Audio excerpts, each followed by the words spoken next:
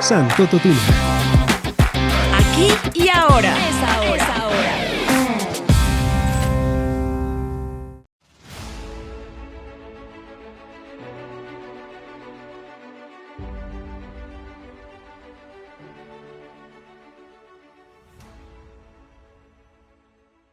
Hola, soy Sandra Milena Molina Peláez, docente de la Facultad de Derecho de la Universidad Santo Tomás, exdirectora de la Maestría en Defensa de los Derechos Humanos. Hoy vamos a hablar de las migraciones en Colombia y, digamos, cómo funcionan las migraciones frente a la xenofobia. Muy bien. Lo primero que tenemos que decir es que siempre ha existido migración, movilidad humana.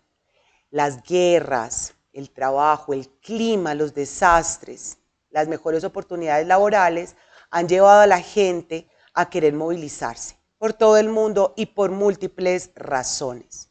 Ahora bien, los migrantes son una parte de la ecuación, pero también existe la sociedad y el Estado como parte de la trilogía de lo que ocurre en la migración.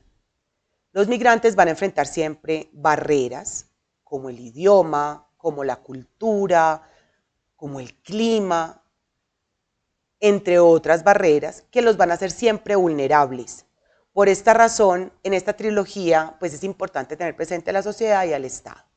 ¿Cuál es el rol de la sociedad? El rol de la sociedad es saber acoger, sí, pero sobre todo siempre evitar la xenofobia. La xenofobia es la discriminación por diferentes razones. En el lugar del Estado vamos a encontrar como su principal misión emplear políticas que permitan una integración social. El Estado debe acoger también y allí está su principal función, que es permitir que el migrante entre y se adapte y se integre a la sociedad. Claramente no es lo mismo la migración entre culturas similares como la migración que se da entre culturas diferentes. Allí está el ejemplo de nuestra población vecina, nuestros hermanos venezolanos que han llegado a territorio colombiano. Son migraciones de culturas más bien similares. Lo que pasa en Italia, por ejemplo, es una migración de poblaciones muy diversas, en donde gran parte de esa migración pues viene de otros continentes, inclusive de África, con diferentes religiones, idiomas, culturas y demás. Por esto, frente a la migración que estamos viviendo actualmente, desde el punto de vista de nuestros hermanos venezolanos, pues tenemos una gran ventaja y es justamente las culturas similares. ¿Qué pasa con la migración? Siempre tenemos que entender que la migración, digamos, parte de, de una situación difícil que está viviendo el migrante a una situación en donde el migrante debe sentirse incluido. Por eso se habla de un puente, de una relación de construcción de puentes, evitando la xenofobia, partiendo de la educación frente al miedo que se tiene a lo diferente, ¿cierto? Para poder llegar a otro lugar, que es el lugar de la inclusión de la sociedad migrante. Dentro de las estrategias para evitar la xenofobia, pues vamos a tener múltiples. La principal va a ser siempre educarnos y concientizarnos frente a la diferencia, frente a la comprensión de estas otras culturas y saber que nos van a enriquecer. Esta educación implica la comprensión hacia la empatía. Yo creo que ahí está la principal clave frente a poder evitarnos la xenofobia. De otra parte vamos a tener la importancia de tener siempre información veraz, de no dejarnos contaminar por información falsa, buscar siempre información, evitar la desinformación y datos que no sean verificados. También es importante tener presente este contacto intergrupal en las diferentes poblaciones y sociedades, porque tengamos presente que la migración no sea solamente de un grupo poblacional desde los 25 a los 35. Toda la sociedad migró, está migrando. Desde los más niños, incluso bebés, hasta los adolescentes, adultos mayores, con todas sus necesidades, las necesidades que implican, digamos, sus generaciones. Por esto es importante tener como esta interrelación o este contacto intergrupal. Adicionalmente, pues está desde el punto de vista del Estado un marco legal que permita esta integración social.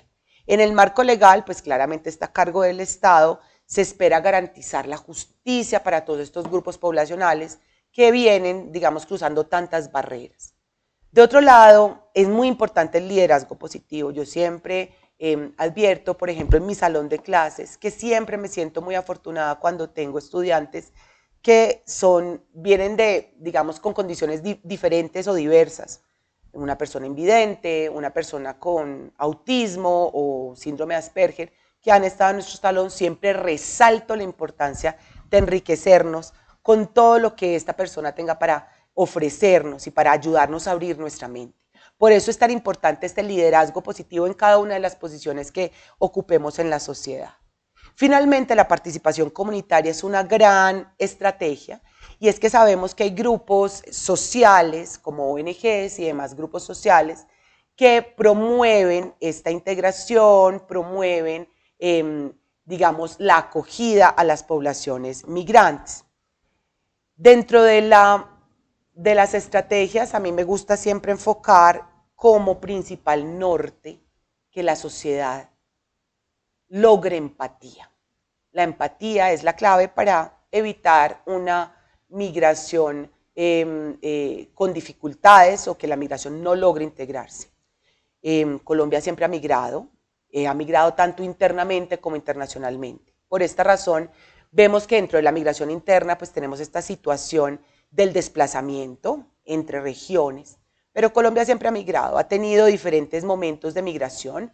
Sabemos esta migración importante que se dio antes de los años 50 interna, por razones de la violencia, pero también sabemos que en los años 70 Colombia migró, especialmente a Venezuela y a Estados Unidos, buscando mejores oportunidades laborales.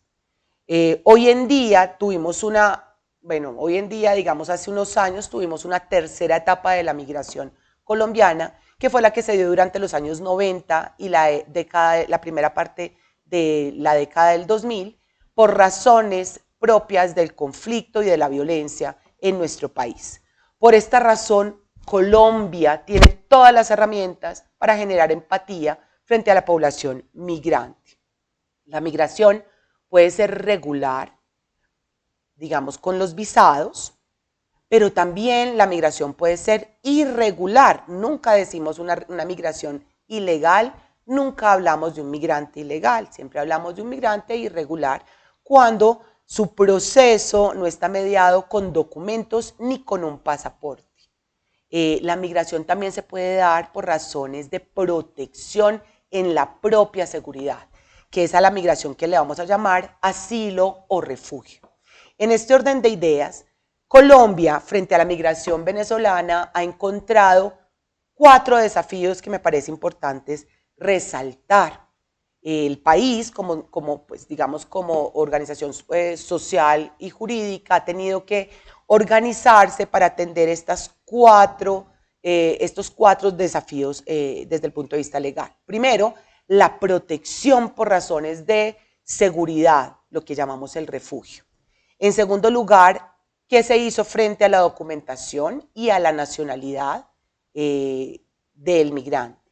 En tercer lugar, las razones de trabajo, cómo facilitó el trabajo o cuáles fueron como estas razones que permitieron integrar desde el punto de vista el trabajo y la educación. Aquí me parece importante resaltar lo siguiente, o sea, todos los migrantes, como lo conocemos, todos nosotros tenemos a alguien que ha migrado, o conocemos a alguien que conoce a alguien, o tenemos familiares que han migrado. Sabemos que su principal objetivo es trabajar y adaptarse a otro lugar con todas las dificultades que esto pueda generar. Por esta razón, digamos, el trabajo es el principal objetivo del migrante, pero hay otro elemento que es también la educación. Cuando el migrante, digamos, se traslada, se mueve, lleva a su familia, y pues aquí está, digamos, toda la situación que enfrentan los hijos migrantes que tendrán que educarse. A mí me gusta aquí contar que dentro del libro que produjo la Maestría en Defensa de los Derechos Humanos hizo un experimento interesante en algunos colegios en donde los niños venezolanos estaban viviendo una situación de xenofobia al interior, o como lo llamamos, un bullying al interior de sus aulas de clase. Estamos hablando de las regiones, no necesariamente en Bogotá. Y digamos que fue muy interesante cómo el docente líder del curso tomó la decisión de ponerlos a conversar, de dónde venía el migrante venezolano, el joven que había caminado casi por un año, que de hecho tenía más años de los que podía tener sus compañeros, los puso a hablar y allí los demás compañeros se dieron cuenta de que ellos habían vivido situaciones muy similares. Como el venezolano que había migrado alrededor de un año, los jóvenes compañeros se dieron cuenta que ellos también se habían movido por razones del conflicto y por razones del desplazamiento que tanto ha sufrido Colombia. Es así como se generó una empatía, se relacionaron y esto fue muy interesante para el proceso educativo de los jóvenes que estaban llegando al aula. Hay un cuarto punto y es cómo el migrante termina atrapado en las redes de violencia estructural que vive el país. Esta es una situación que todavía tiene muchos retos por definir y muchos entramados y pues digamos interesados en este proceso que tienen que ser digamos identificados para poder evitar que el migrante quede atrapado en estas redes de violencia. Vamos a abordar estos 4 puntos que fueron los puntos que acogió un poco el Estado para darles prioridad. Digamos que aquí vale la pena, antes de abordar estos 4 puntos, hablar un poco de esta línea del tiempo en el proceso migratorio frente pues, a lo que ha vivido Colombia. Durante los años 90 hasta la primera parte del 2000, la primera década del 2000, hubo un exilio importante colombiano.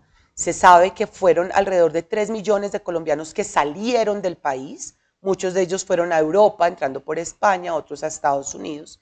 Y a esto le vamos a conocer como el exilio colombiano, que más adelante se desarrolló en el informe de la Comisión de la Verdad, ustedes saben, fruto de los procesos de paz del año 2016. En el 2015 al 2017 comienza la llegada de la población migrante venezolana. Esto va a coincidir también con los acuerdos de paz, con toda una mirada de lo que van a ser incluso algunos colombianos que retornaron al país, considerados colombianos porque habían vivido muchos años en Venezuela. Ellos tienen una situación, digamos, muy especial, pero también fueron considerados migrantes. Del 2018 al 2020 vamos a encontrar que la migración hace parte de la agenda política colombiana. El presidente del momento, Iván Duque Márquez, tomó la decisión de facilitar todo el proceso migratorio venezolano hacia Colombia. Esto también tiene que ver con razones políticas del momento, pero aquí hay un episodio que fue el cierre de los consulados y de las embajadas de Venezuela en Colombia, que impidió, digamos, el fácil acceso a los documentos. Esto va a marcar muchísimo todo este proceso migratorio venezolano. Del 2020 al 2021 vamos a tener la época de pandemia y pospandemia, en donde la dinámica empezó a cambiar. El migrante que había empezado a llegar hacia Colombia e incluso que había bajado al sur del continente, se empieza a devolver hacia Venezuela, pues porque sabemos cuáles fueron como las condiciones de época de pandemia.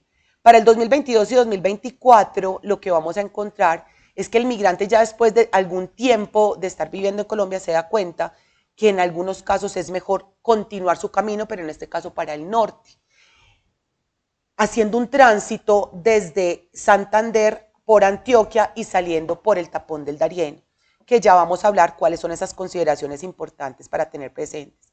Entonces aquí el migrante se va a exponer a mayores riesgos y especialmente a este asunto de la violencia tan marcada para Colombia.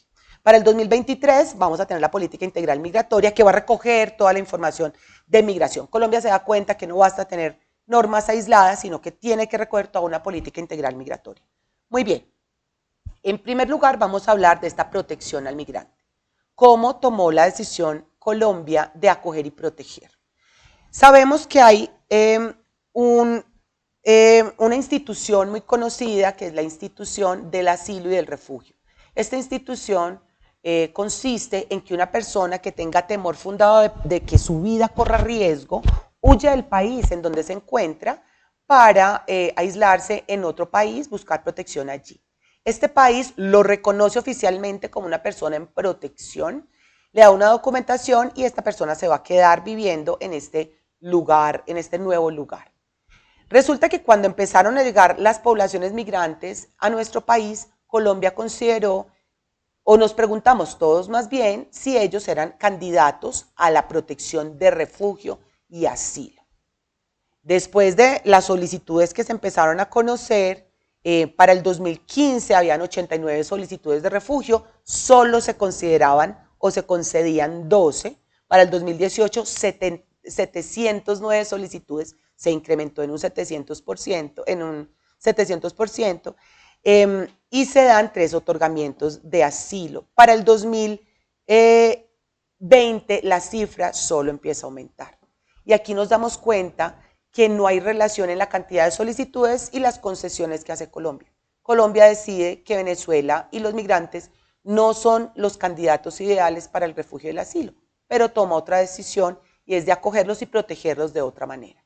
Hoy, las solicitudes de asilo han desbordado y nos encontramos en una situación de crisis porque de las 89 solicitudes en el 2015, hoy tenemos 68,000 solicitudes, de las cuales se conceden 435. Estamos hablando de todas las nacionalidades, pero el 90% de las solicitudes presentadas y concedidas son de población venezolana. Esto nos cuenta que hay una crisis inminente de protección en la seguridad del migrante venezolano. Adicionalmente, pues hay que anotar que Colombia es un actor más de la crisis mundial en la situación de asilo y refugio en el planeta.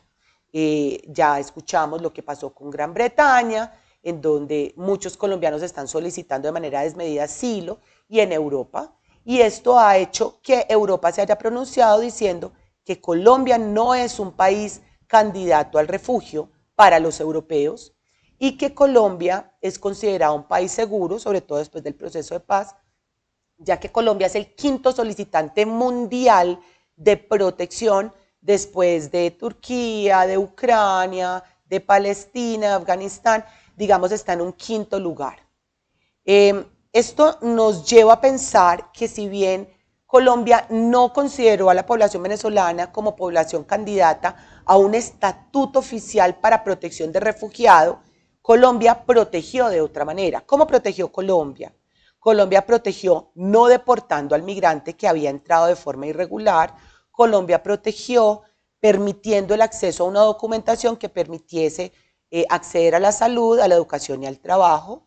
También se presentaron protecciones colectivas, como el otorgamiento de algunos salvoconductos, que son como unos permisos de paso o de tránsito rápidos para que el migrante pudiera venir a hacer consultas de salud, que fue el mayor número, digamos, de inquietudes que presentaba el migrante en su seguridad, en su vida. Y finalmente Colombia emitió un documento de política pública. La política pública es algo diferente a la ley en la medida en la que se tiene que entregar recursos. La ley no entrega recursos. Aquí se entregan recursos o dineros para poder facilitar el proceso de ajuste, un marco legal adecuado para el migrante. De otro lugar, el segundo tema que Colombia decidió, o digamos el segundo tema de gran importancia para el migrante, fue el tema de la documentación. Sabemos que una persona que va a salir del país se identifica a través de un documento llamado el pasaporte. El pasaporte es un documento que tiene que entregar cada estado, que cuesta alrededor de $50 mundialmente hablando. Sin embargo, el pasaporte venezolano se disparó hacia un costo de $250, volviéndolo un objeto de lujo. Esto hizo que el migrante venezolano no tuviera acceso al pasaporte de manera fácil y rápida y tuviese que emigrar sin ese documento. Al migrar sin un pasaporte, claramente el migrante tiene que atravesar pasos o cruces no oficiales, no controlados, exponiéndose a grandes vulnerabilidades de extorsiones en los pasos no controlados. Digamos que para poder encontrarse en un país, un migrante en su pasaporte debe tener estampado un visado, que es el que le va a formalizar su situación de estancia en el lugar. Al no tener pasaporte, pues esta situación se vio complicada y expuso a Colombia a tener que emitir unos permisos especiales para que el migrante venezolano pudiese identificarse y además para que pudiese trabajar, acceder a la salud, aportar a un sistema de seguridad social. En este sentido, Colombia hizo un gran esfuerzo, hizo un seguimiento, se dio cuenta que la situación no iba a ser una situación pasajera y finalmente produjo un documento propio del establecimiento de un estatuto temporal de protección. Por esta razón, Colombia expidió unos documentos que permitieron ajustarse a la situación actual que le permitiera acceder o integrarse. Este es el principal reto, tener un documento que pueda permitir la integración social para trabajar, para estudiar y para poder hacer un sano ejercicio de sus derechos. Pero en el entretanto hubo una situación adicional que fue que los hijos de los migrantes empezaron a nacer en territorio colombiano. Estos bebés al nacer no tenían un consulado donde sacar sus registros y por esta razón empezaron a quedar en una situación de apatridia. La apatridia es una situación en donde la persona no tiene una nacionalidad.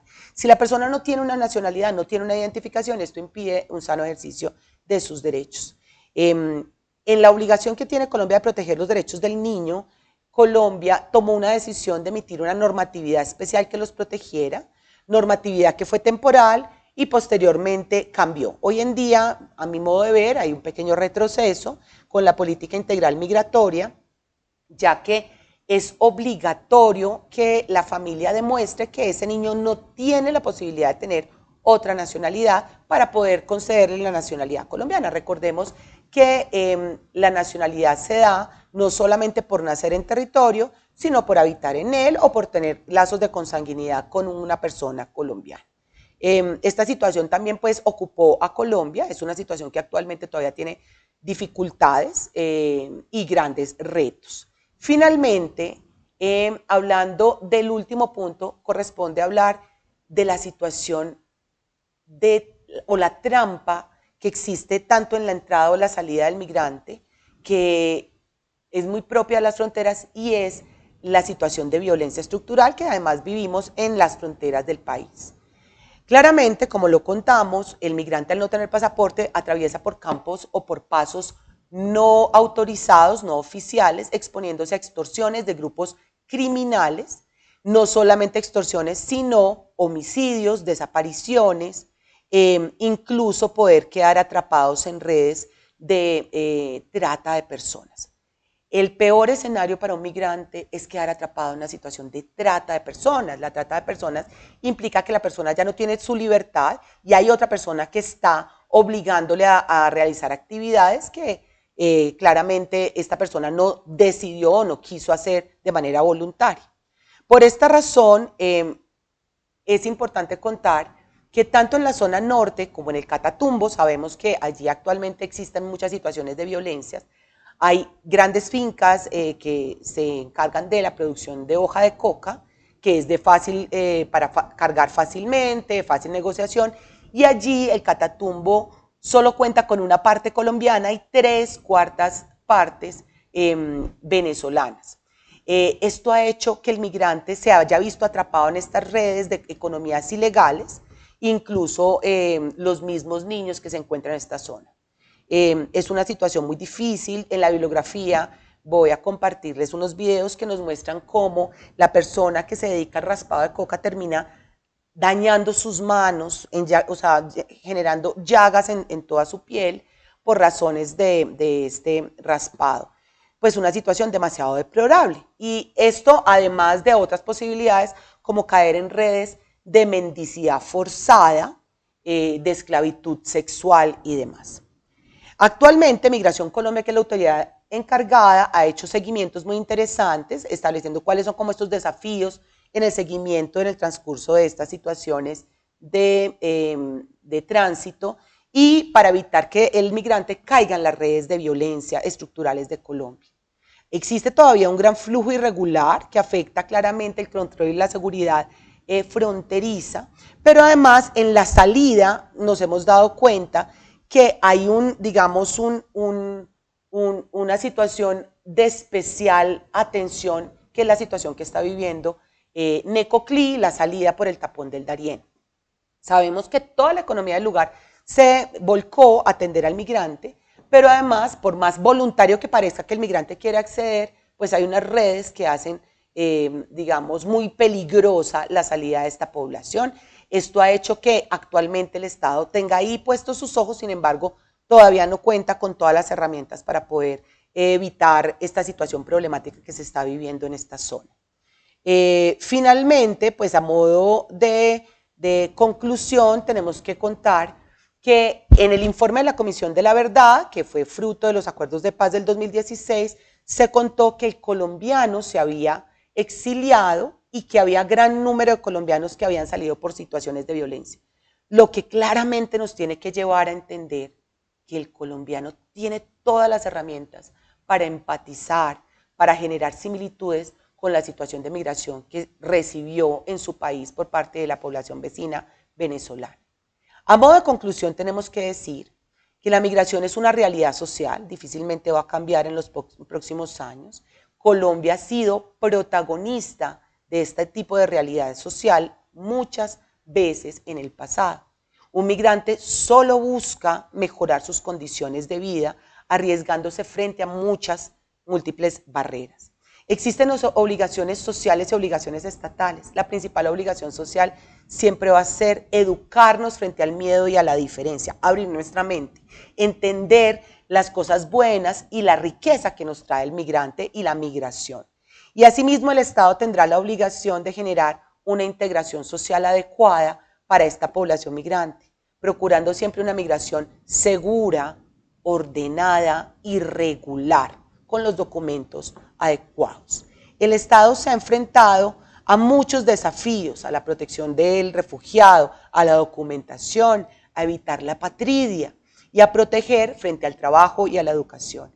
Y siempre evitando que el migrante caiga en estas famosas redes de trata y tráfico de personas.